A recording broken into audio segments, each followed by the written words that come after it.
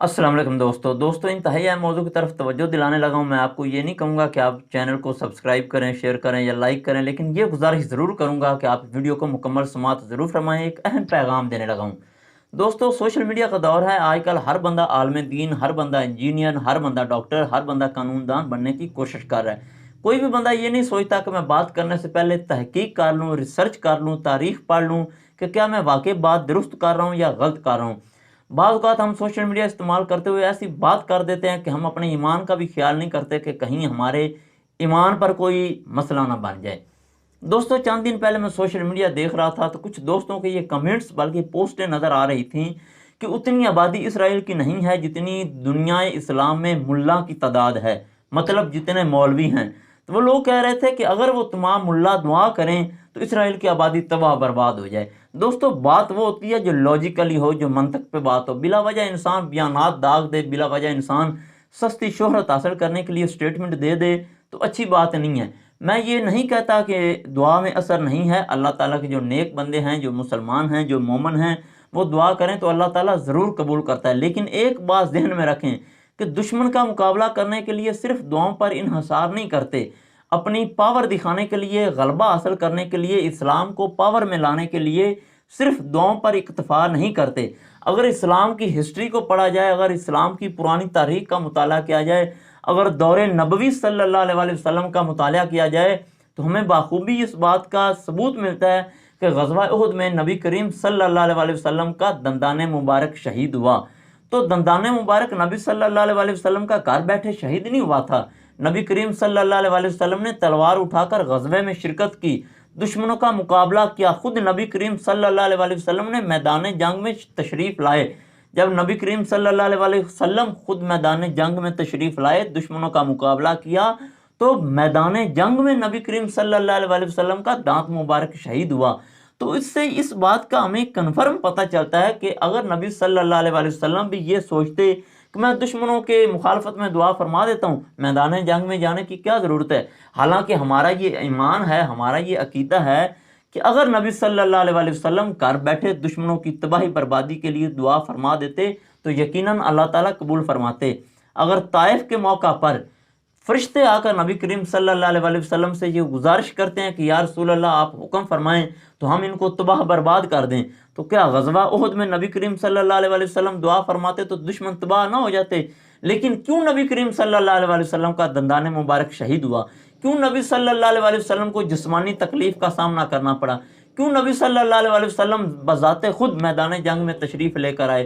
क्यों नबी करीम सल्लल्लाहु अलैहि वसल्लम ने तलवार उठाकर दुश्मनों का मुकाबला किया? अगर ग़ज़वा उहद की तारीख़ को पढ़ें तो इस बात का हमें सबूत मिलता है कि नबी सल्लल्लाहु अलैहि वसल्लम ने दुआ के साथ साथ खुद मैदान अमल में आकर अपनी उम्मत को यह सबक दिया कि दुश्मनों का मुकाबला सिर्फ दुआओं या बद दुआओं से नहीं करते, बल्कि मैदान अमल में खुद शिरकत करते हैं।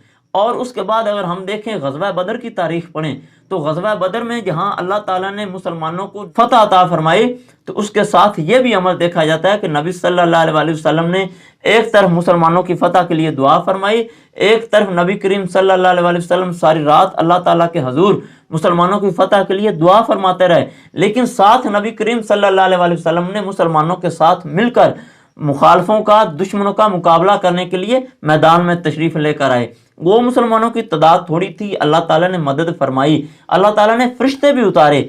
ये बात साबित होती है कि अगर इंसान के अंदर कुव्वत हो, इंसान के अंदर ईमानी जज्बा हो, इंसान दुश्मनों का मुकाबला करना चाहे और अल्लाह ताला से दुआ करे और साथ खलूस नियत से मुकाबला करे, इस्लाम की पावर को दिखाए, तो फिर अल्लाह ताला भी इंसानों की फरिश्तों के साथ मदद करता है। अगर इसके बाद की तारीख को भी देखें, अगर हम खैबर की तारीख देखें तो कितने दिन मुसलमानों ने यहूदियों का मुकाबला किया, कितने दिन खैबर में मुकाबला जारी रहा और आखिरकार अल्लाह ताला ने मुसलमानों को फतह अता फरमाई। अगर उसके बाद हम करबला की तारीख उठाकर देखें, करबला से बाद भी 1400 साल मुसलमानों की तारीख भरी पड़ी है। कहीं भी किसी भी दानिशवर ने सिर्फ ये नहीं कहा कि आप दुआ फरमाएं और दुश्मन तबाह हो जाएंगे, नहीं, हमेशा मैदान अमल में आना पड़ता है, फिर दुआ करनी पड़ती है। दुआ के साथ साथ दवा की ज़रूरत होती है। वो किसी शायर ने क्या खूब कहा था कि तवक्कल के ये मानी है कि खंजर तेज रख अपना, फिर अंजाम उसकी तेजी का मुकद्दर के हवाले कर। मतलब अपनी कुव्वत मुकम्मल दिखाना पड़ती है, अपनी हिम्मत, अपनी कोशिश 100% देना पड़ती है, फिर अल्लाह ताला से दुआ करते हैं, फिर अल्लाह ताला इस्लाम को फतह अता फरमाता है।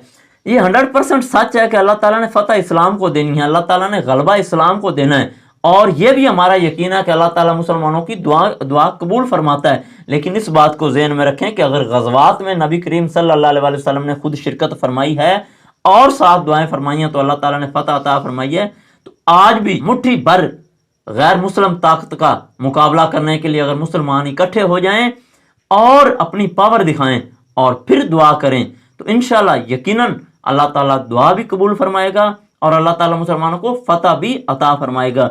और दूसरी अहम बात यह है कि अक्सर सोशल मीडिया में देखने को मिलता है कि हमारे जो दोस्त हैं, हमारे जो भाई हैं, अक्सर वो इस किस्म की पोस्टें शेयर करते हैं कि हम गैर मुसलमानों की प्रोडक्ट इस्तेमाल कर रहे हैं, हम अपने मुल्क में फलाम तबके की प्रोडक्ट इस्तेमाल कर रहे हैं, फलाम मुल्क की प्रोडक्ट इस्तेमाल कर रहे हैं, हम अपने मुल्क की मसनूआत को क्यों नहीं प्रमोट कर रहे हैं। तो दोस्तों, मैं इस चीज़ के हक़ में हूँ, बल्कि सारे मुसलमान इस चीज़ के हक़ में हैं कि अपने मुल्क की मसनूआत को प्रमोट करना चाहिए। लेकिन अहम तरीन बात यह है, लम्हा फिक्रिया ये है कि हमारे मुल्क में दूध में मिलावट, चीनी में मिलावट, मिर्चों में मिलावट, कौन सी ऐसी चीज़ है जिसमें मिलावट नहीं है। अल्लाह ताला हमारे मुसलमानों को ये तौफीक दे, हमारी इंडस्ट्रियों को ये तौफीक दे, चीज़ें बनाने वालों को अल्लाह ताला ये तौफीक दे कि वो एक नंबर चीज़ बनाएं। हमारे मुल्क में अगर खालिस चीज़ें बने तो यकीनन सारे दोस्त दूसरे मुल्कों की चीज़ों का बाइकाट करेंगे।